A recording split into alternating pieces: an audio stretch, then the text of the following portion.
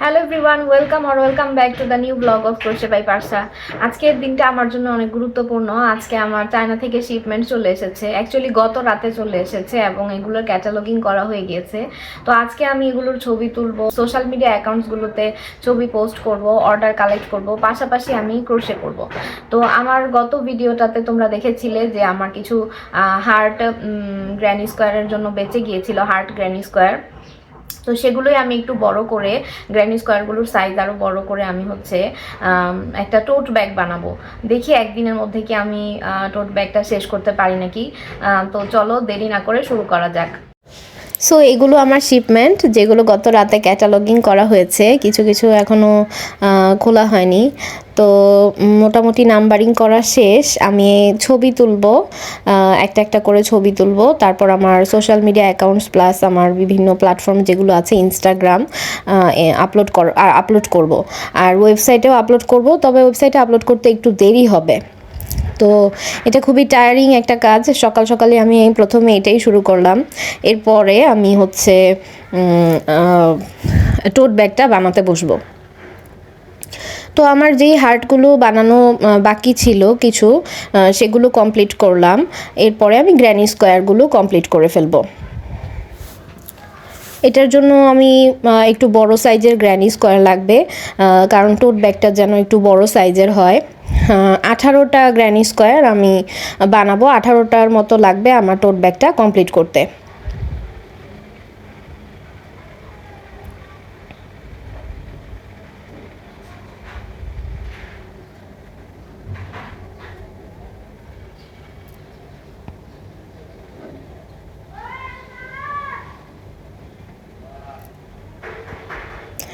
Granny স্কোয়ারটা বানানো আমি খুব এনজয় করেছি। এটা আমি ভাবিনি আসলে এত ভালো লাগবে। এটা আমার আসলে ফার্স্ট টোট ব্যাগ, হার্ট শেপের ফার্স্ট টোট ব্যাগ এটা আমার। এর আগে আমি আরও টোট ব্যাগ বানিয়েছি, তবে সেটা 13টা গ্র্যানি স্কোয়ারের ছিল। এবার প্রথম আমি 18টা গ্র্যানি স্কোয়ার দিয়ে একটা টোট ব্যাগ বানাচ্ছি।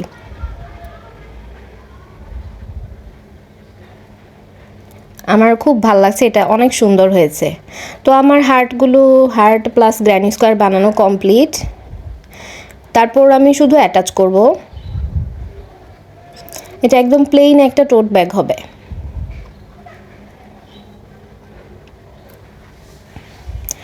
তো অ্যাটাচ করার পালা। অ্যাটাচ করার জন্য আমি এভাবে আগে এটা সুন্দর করে সাজিয়ে নিয়েছি যেন আমার কিছু সুবিধা হয় কিছুটা। তবে আমার মনে হয় টেবিলে বসলে ভালো হতো। সো আমি এখানের চাইতে আমি আবার টেবিলে ট্রান্সফার করব, আর মনে করতেছি টেবিলে ট্রান্সফার করলেই ভালো হবে। খুবই সুন্দর দেখাচ্ছে, আমার খুব ভালো লাগছে।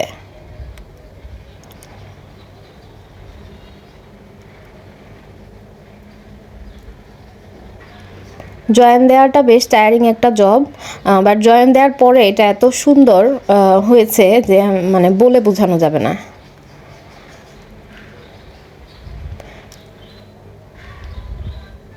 স্লিভ স্টিচ করে করে আমি জয়েন করেছি এবং জয়েনটা বোঝা যাচ্ছে, সুন্দর একটা রিজের মতো হয়েছে, অনেক সুন্দর লাগছে।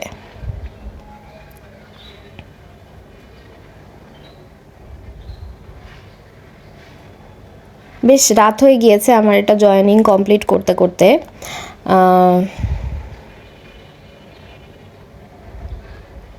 আরও কিছু জয়েন করা বাকি। আজকে রাতে আমি এটা শেষ করে তারপরেই আমি আসলে ঘুমাতে যাব।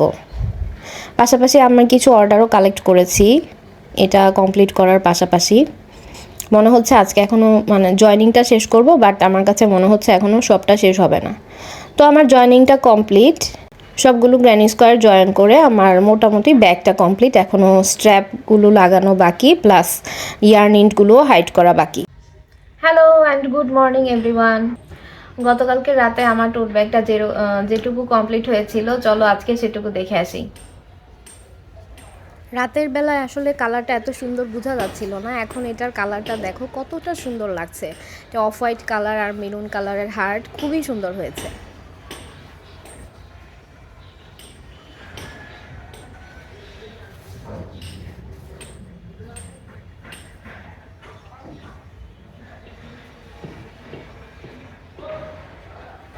এটা অনেক সুন্দর হয়েছে। এখনও স্ট্র্যাপের কাজ করা বাকি, প্লাস ইয়ারনিংগুলো হাইড করা বাকি।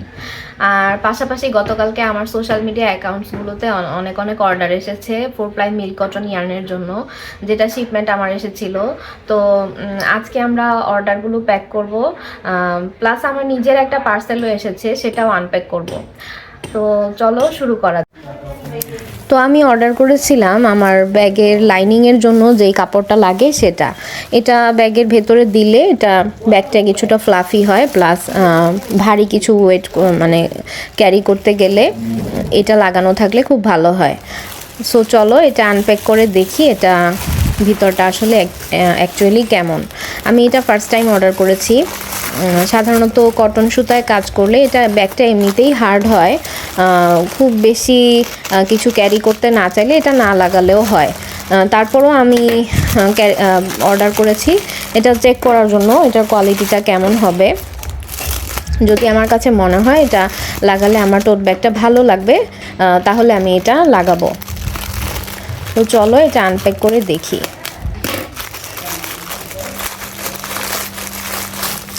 কাজটা আসলে খুব সাবধানে করতে হচ্ছে, সাবধানে আমাকে কেচি দিয়ে কাটতে হচ্ছে, কারণ যদি এটাতে ফ্যাব্রিকের গায়ে কেচি লেগে যায় তাহলে মনে হয় এটা ছিঁড়ে যাবে, সেজন্য আমি খুবই ধীরে ধীরে করছি।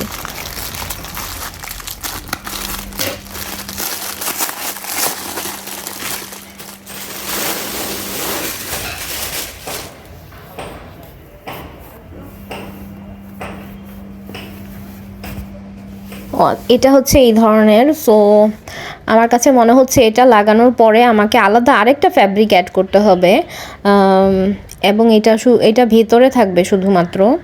ছোট পার্সের মধ্যে যেরকম পার্সগুলোকে ফ্লাফি করার জন্য ব্যবহার করা হয়, হয়তো বা এটা সেরকম একটা জিনিস। এটা 3 লেয়ারের একটা ফ্যাব্রিক, একটা লেয়ার আছে ফোমের, একটা আছে নেটের।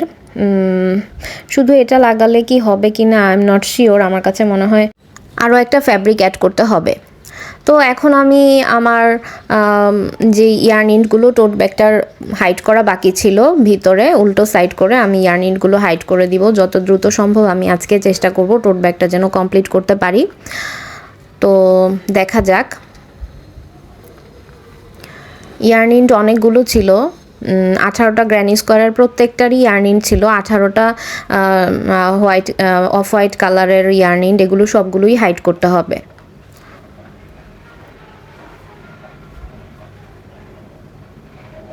আমার প্রায় শেষের দিকেই, আমার সবগুলো হাইড করা প্রায় শেষ। এরপর আমি স্ট্র্যাপ বানাবো।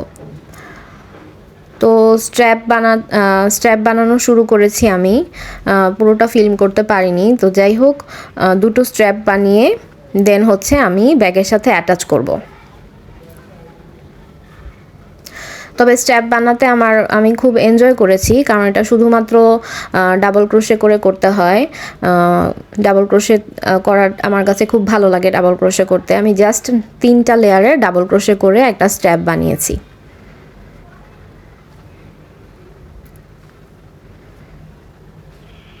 এটা 2.5 মিলিমিটার হুক দিয়ে আমি কাজটা করেছি, সেজন্য আমাকে 1-2টা করে রো বাড়াতে হয়েছে, আদারওয়াইজ দুটোতেই হয়ে যেত।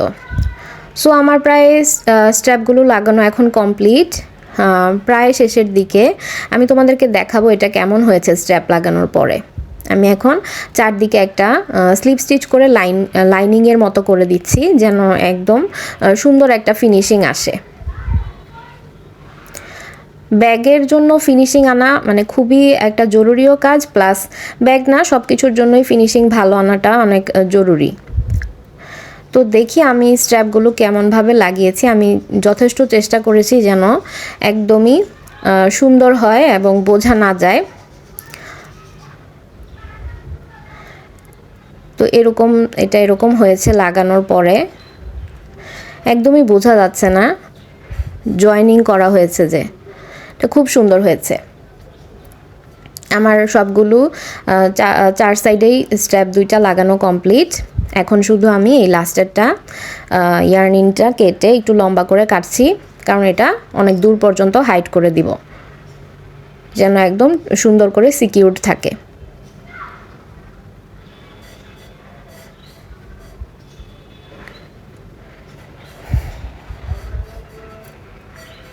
এখন প্রায় বিকাল হয়ে গিয়েছে, তো হাইড করলেই আমার মনে হয় আমার ব্যাগটা রেডি হয়ে যাবে।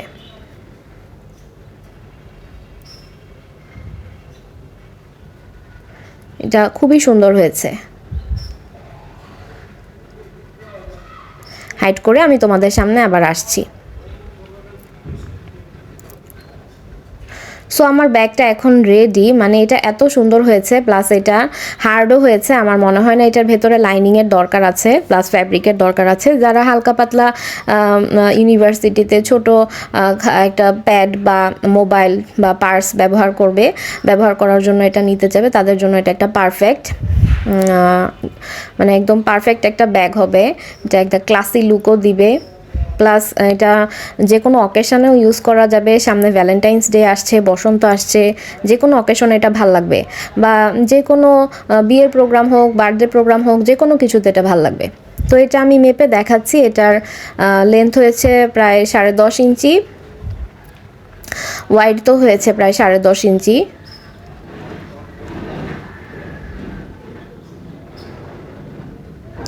আর এটার কাঁধের যে অংশটা, কাঁধেরটাও আমি মেপে দেখাচ্ছি। কাঁধ থেকে এটা নিলে এটা হবে 7.5 ইঞ্চি।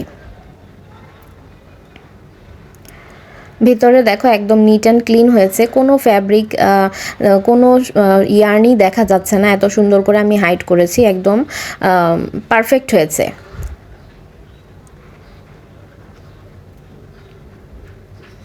তো চলো দেখি এটাতে কি কি নেওয়া যায়। সো আমি একটা ডায়েরি নিচ্ছি।